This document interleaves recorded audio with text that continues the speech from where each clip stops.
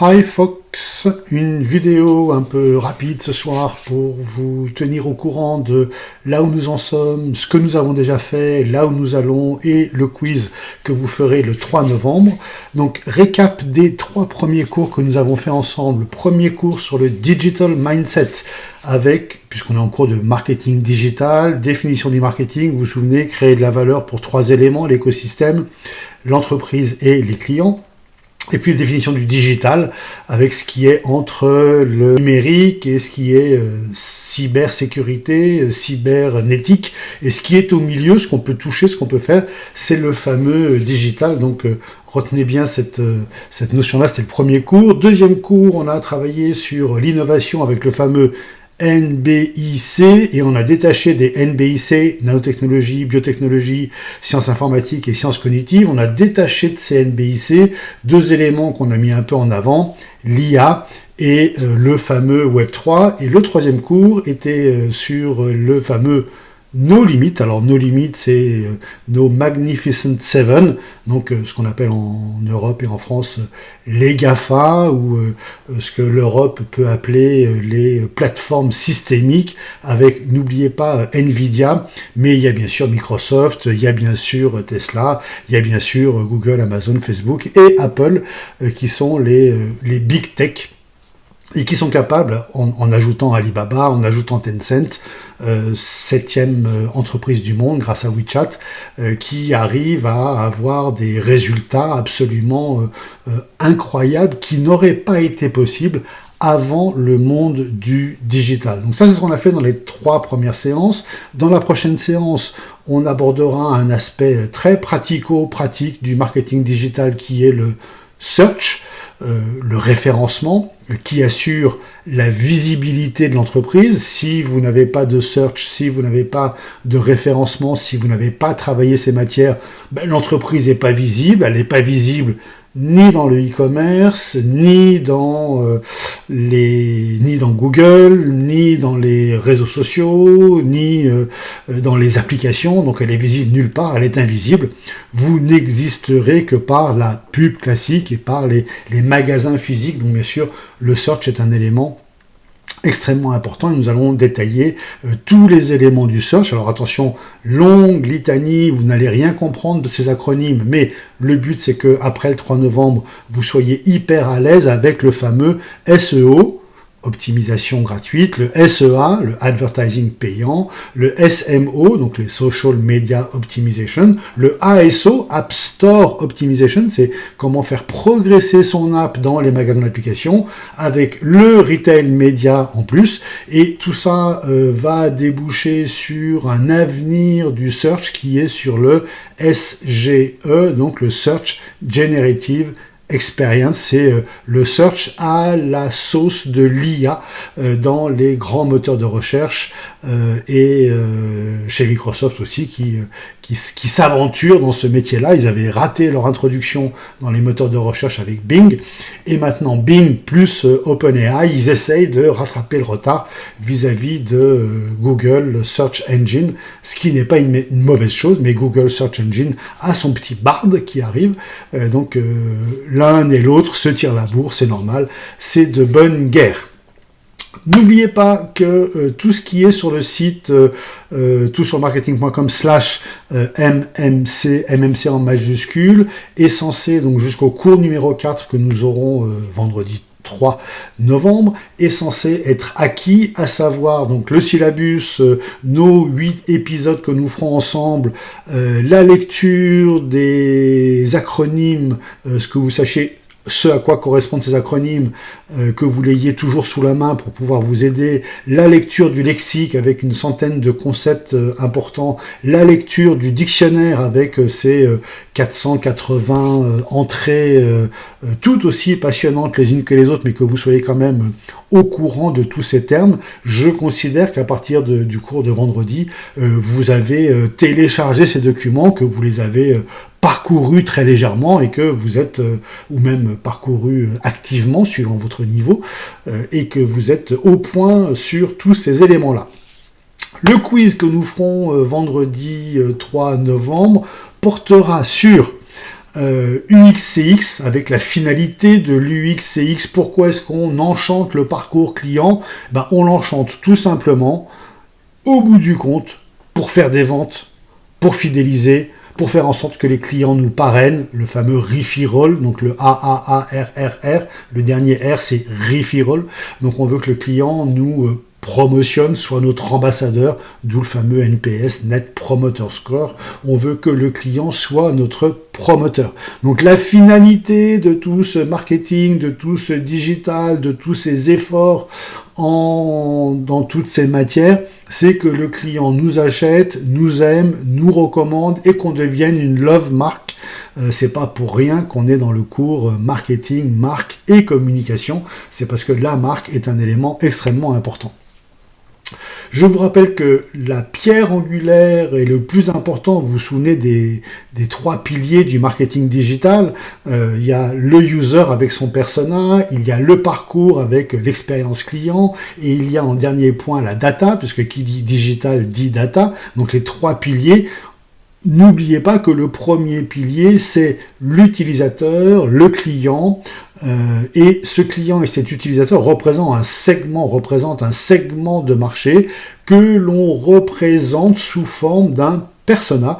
Le persona étant cette espèce de portrait robot que l'on a sous les yeux, qui s'appelle Jean-Pierre, Jean-Paul, Jean-Luc, Valérie, Anne, ou comme vous voulez, un prénom, et ce prénom représente un segment de marché. Et notre ICP, Ideal Customer Profile, c'est notre client idéal, celui qui est le plus important pour nous, soit qui nous rapporte beaucoup d'argent, soit qu'il est stratégique pour nous, ou n'importe quelle autre raison. N'oubliez pas que ce persona et que cet ICP, Ideal Customer Profile, sont valables aussi bien en B2C qu'en B2B. En B2B, le fameux Jean-Luc représente une personne qui travaille dans l'entreprise, dans le type d'entreprise que l'on souhaite marketer avec éventuellement un ABM, Account Based Marketing. Donc même en B2B, et surtout en B2B, dans tous les types d'entreprises, le persona est une personne physique, un être humain physique, robot typique, qui représente la personne que l'on veut séduire. Et même en B2B, on ne veut pas séduire l'agriculture, on veut séduire Jean-Luc, qui est exploitant agricole et qui a telle et telle tâche, et ça va représenter tous les Jean-Luc. Donc n'oubliez pas ce Ideal Customer Profile.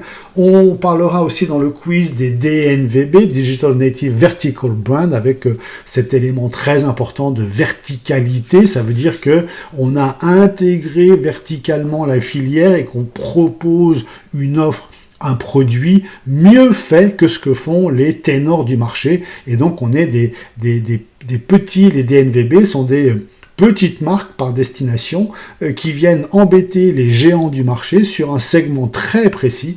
Mais dans ce segment très précis, les DNVB sont parfois, si ce n'est toujours, meilleur que les grandes entreprises qui essayent de faire de l'optimisation, de l'outsourcing, qui essayent de faire plein de choses. La DNVB, elle fait pas d'outsourcing, elle fait pas d'optimisation, elle prend un segment de marché, la lunette ou les fiches de paye ou l'assurance mutualiste, et dans ce segment-là, ils essayent d'être les meilleurs du monde. C'est le principe d'une DNVB, qui est souvent une entreprise jeune, donc d'où le Digital Native.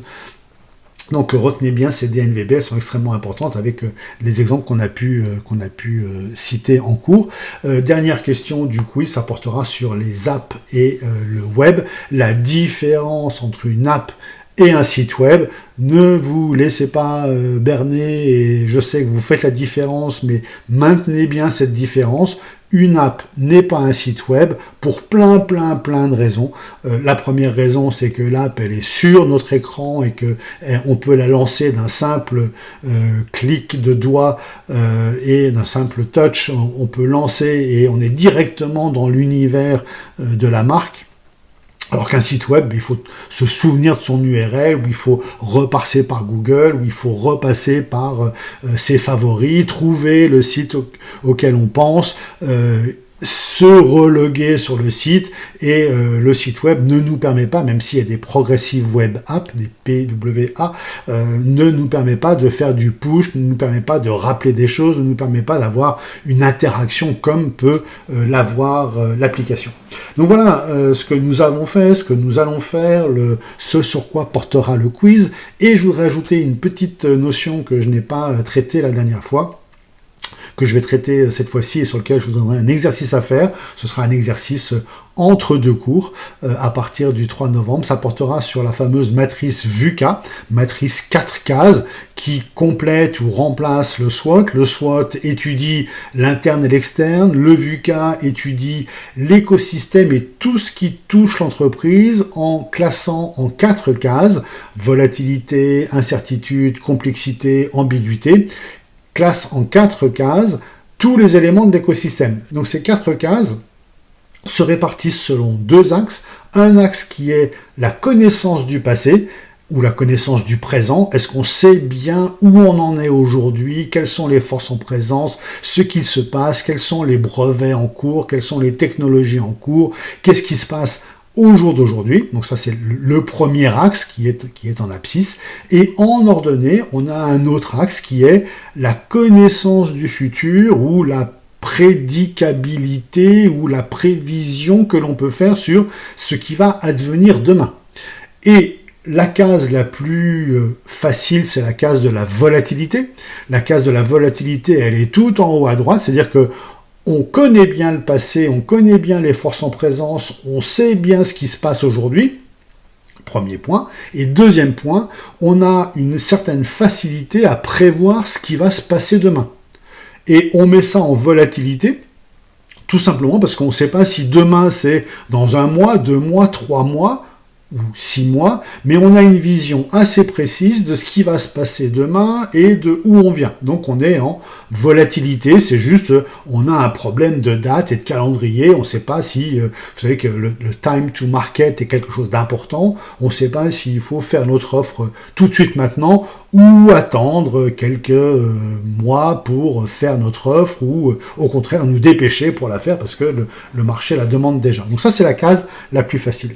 La case la plus difficile, c'est la case de l'ambiguïté, parce que là, non seulement on ne sait pas où on en est aujourd'hui, on ne connaît pas le présent, on a une difficulté à appréhender les forces en présence, on est une ancienne société, et puis il y a plein de nouveautés qui se passent, et déjà on n'est pas au point sur les nouveautés.